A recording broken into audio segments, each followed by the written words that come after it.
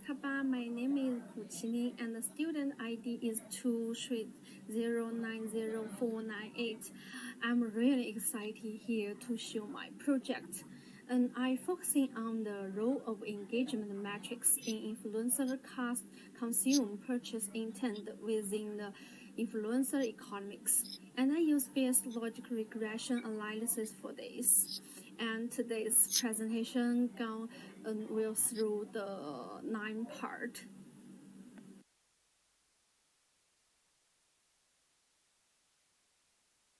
So now I'm gonna to share the introduction, the risks of the influencer economy. So let's kick things off by talking about how much the world has changed, right? And so the digital revolution, especially with the Web 2.0, completely flip how we buy stuff and how companies sell it. And all of a sudden, normal people could create and share the content, which kind of took some powerful away from the big media companies. And that's why influencer marketing really took off. People with the tons of followers online are now seriously impacting what the others thinking and more importantly what they buy. Companies are jumping on this because the influencers feel real and knowledgeable and they can chat with the audience in a super personal way. This has given the birth to what we call the influencer economy. It is huge and still growing. We talk tens of billions of dollars by 2025, reshaping how we create the consumer product, and it's built on some pretty solid academic series like why people plan to do things. This is the theory of blind behavior, how they process message, and even how they copy what they say or follow the crowd. This series help us to get a grip on why the influencer grab attention and create the interest. Okay, now I'm going to show the research gap and the Bayesian advantage. Now, despite all this money and research flying around, we still don't fully get how effective influencer market truly is. Most studies they still stick to old school frequency list statistics, like p-values and the confidence intervals. They are useful, sure, but they often give you just one number, right? And they struggling to really show you how certain the results are. Plus, they are not great at using what really know from the past research. So there has a clear need to try out the best method in this field. So let me tell you why the Bayes is a game changer. First of all, it gives you a full picture of the possible outcomes. Instead of just give you one number, you get the whole range, make it much easier to understand the certainty. For example, you can see there has a 95% chance that the engagement rate effect is somewhere between the X and the Y, which is the way more helpful. Secondly, the Bayes method can actually use what we call is prior knowledge.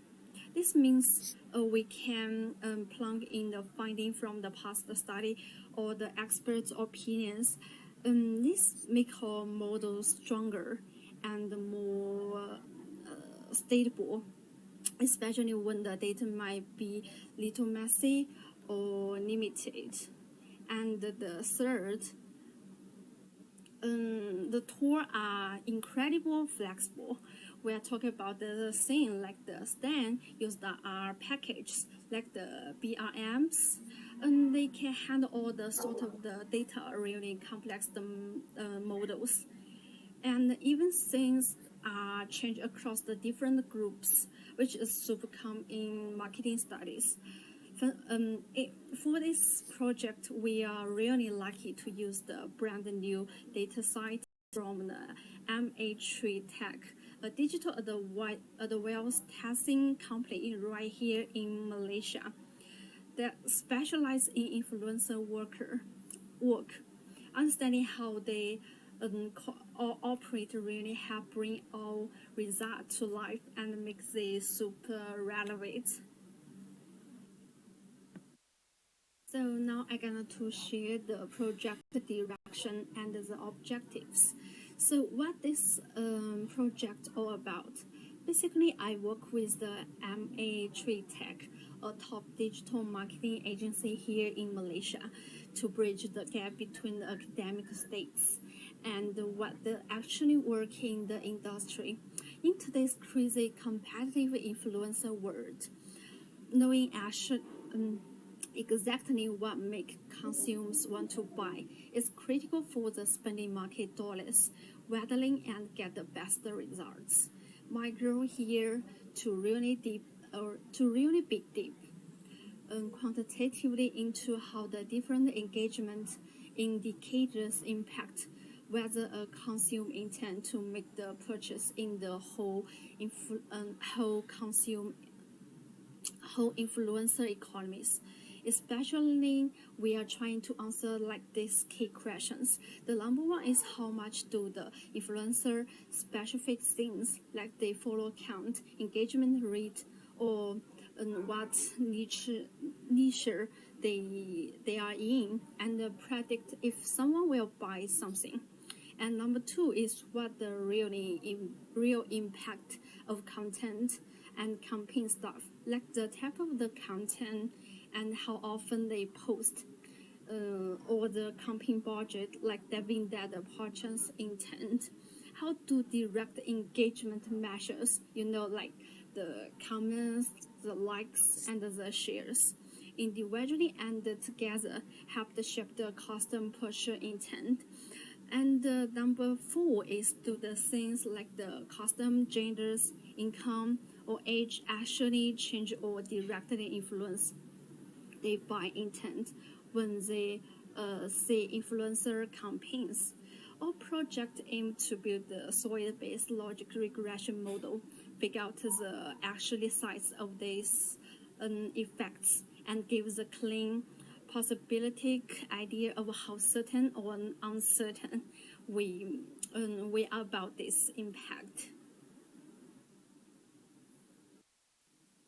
Okay, now I'm going to show the project scope. Let's talk about the boundary of our project. What we're focusing on. I really narrow it down to make sure our analysis is focusing and actionable. My data is my focus. We are using a huge privileged database from MA3 Tech. It's got 10,000 unique consumer observations collect over the 4 year from the January to the December 2022. This database captures real-world engagement and self-reported purchase intent from actually influencer campaigns. What the variables are I included? I use the same method like looking at the bunch of the established variable, split into 4 groups. The number one is stuff about the influencers themselves, like engagement rate, follower account niche. And number two is the features of the content campaign, like how often they post, content type, campaign budget. And number three is directly engagement metrics, like the likes, the comments, and the shares. And number four is important custom information like the age, income, and gender. Or choose the method. The method I use is the base logic regression. I pack it because it greatly at handle complex data, give me a full picture of certainty. Just as I say before, and let me bring into period knowledge. As I mentioned, give me a complete view that the typical method, what what I'm not covering, where the constant behavior is so complex. This study isn't trying to analyze a long-term brand development, like the brand loyalty or the compare influencer campaign to other traditional or like digital aids. I personally focusing on purchase intent that's directly linked and this specific influence campaign in our database. Now I'm going to show the significance and the contributions. So why does this study matter? Well, it has pretty big impactions for the both academic theory and what actually happened in the industries. So from an academic standpoint, it's really pushes to the boundary of using an advanced-based statistic technique in marketing science, especially in the influencer world. This gives us a much stronger framework to understanding complex consumer behavior by breaking down the importance of different engagement metrics. Our research adds to what we know about the thing like the social proof, how credible a source seems, and how the persuasion works. It's online marketing for the practical side. Managers and businesses of finding will give the MA3 tag and a larger digital market agencies actionable advance-based advice on how the best spend the money and structure the campaigns. For instance, the study will help them pinpoint which engagement metrics actually need the purchase intent, getting how they impact influencer and decide on content. This publicistic nature of the base incredible intervals also give the marketing management much more intuitive and important tool for make the decision like about the campaign effectiveness and managing the risks. And for my study program in industry statistic project is key part for my hand-on learning. It's directly connect the statistical method and the series I have learned from the Master of Applied Statistics program to the real-world businesses problems. It's fascinating chance to apply advanced modeling, the data clean skills, and the rigorous testing to genuine change so that we can translate the complex states into the practical industry ready conclusions. And now I'm going to show the analytic framework. Let's dive into how we actually do this. My main data came from strictly from the MH3 tag on campaign tracking and the survey database, especially from the January to the December 2024. The row of data mostly in CSV fields. I was put into the R for analyze. Each piece of the data reprised in a single custom interaction with the influencer content and whether they later say they intend to buy something or actually didn't buy it, which kept as the simple yes or no. Before any analysis, I went through some crucial processing steps.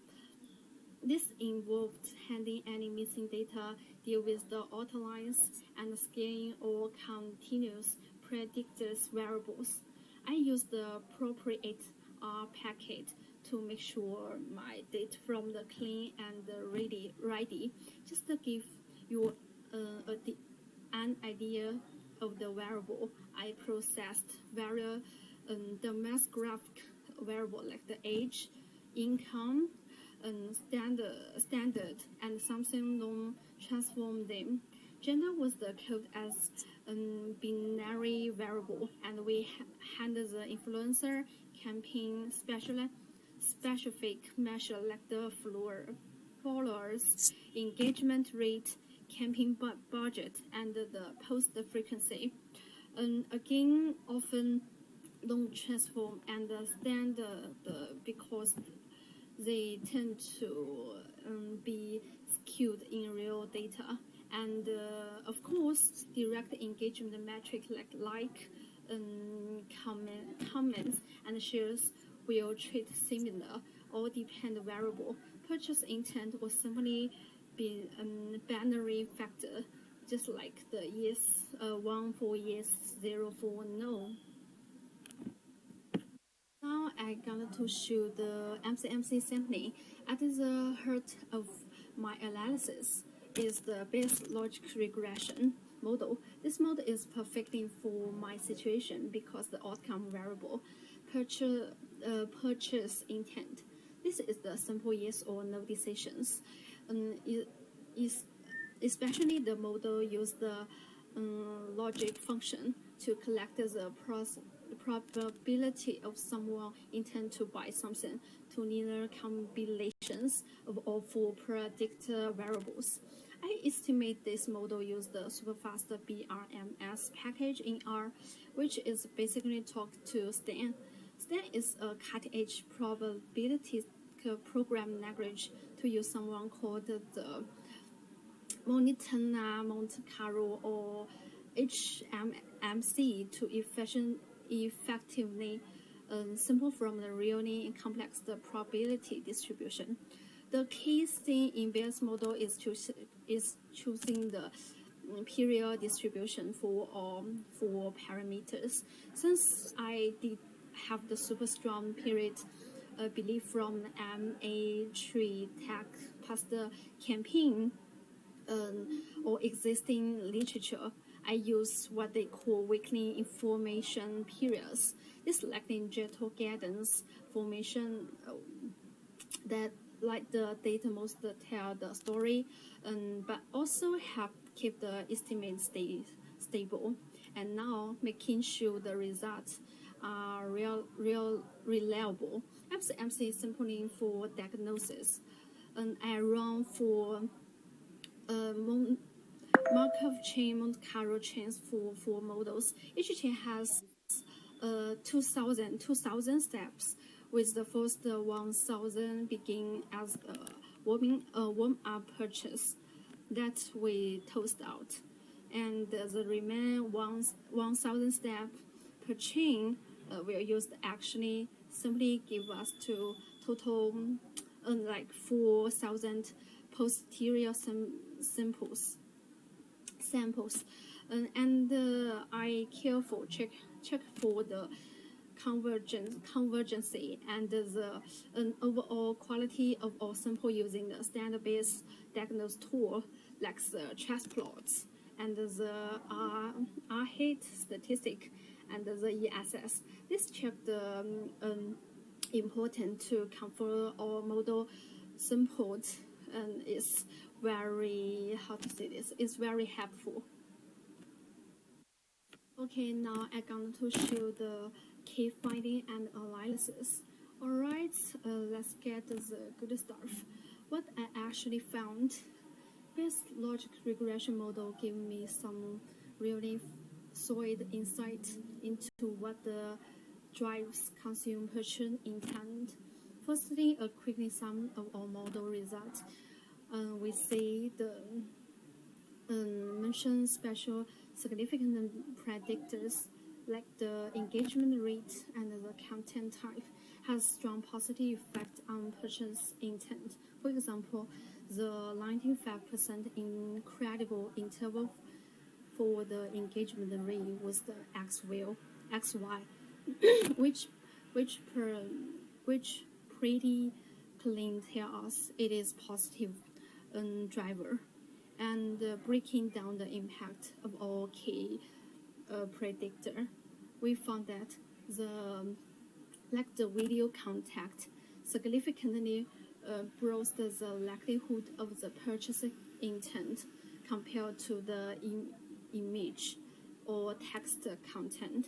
This makes sense, as the video has a rich and more immersive, right?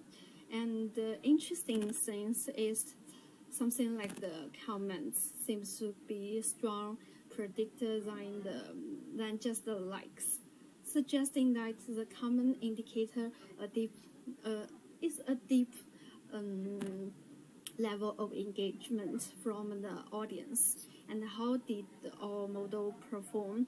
Our diagnosis great, and the transport and looking like the fascinating, or the chance mixed well, and the indicators appropriate convergency, or our hate statistic will super close to 1.0, which is excellent. What we want to see good convergency, and this effective sample size will high and tell us about the sampling was effective, and our estimates are stable. And plus, our post-period predictive check shows that our model did a great job of the recreating the key factors of our observed data, and our high AUC value from the ROC curve, that's say like 0.95, really confirms strong predictive power. Okay, now is conclusion and recommendation. So to wrap things up, my study successfully identified some really important predictor of the consumer purchase intent in the influencer economy, all thanks to our robust base model. And my key takeaway is that summary 1 to 2 most important things, like the high engagement rate and the right content tab, are absolutely important for the driving by intent. And what does this mean for theory and practice? And theoretical, this work advances how we use the base model in the marketing, and I add to some, like the social proof and the persuasions in the online world. And in the practically, for the MA3 tech and other digital marketers, or finding offer an actionable advice for the optimists and how they allocate the resources, structural campaign. Marketers should really focusing on the fostering generating generating and hiding quality indicators, interactions rather than just choosing the followers numbers, and they should increase the content strategies based on what they show in the study work. Of course, every study has the limitation, mine also. And my studies may based on the MA3 tech date, so the generatical, so the need some testing, need testing, and I didn't dive into long-term brand. Just I mentioned long-term brand building and compare influencer to other channels, like the traditional channels, and if there has a future research, right? Maybe can explore how the influencer affect different across various platforms like the TikTok and the YouTube, maybe, and conduct the long-term studies, or even use more complex base model to capture even can get a lot of useful informations.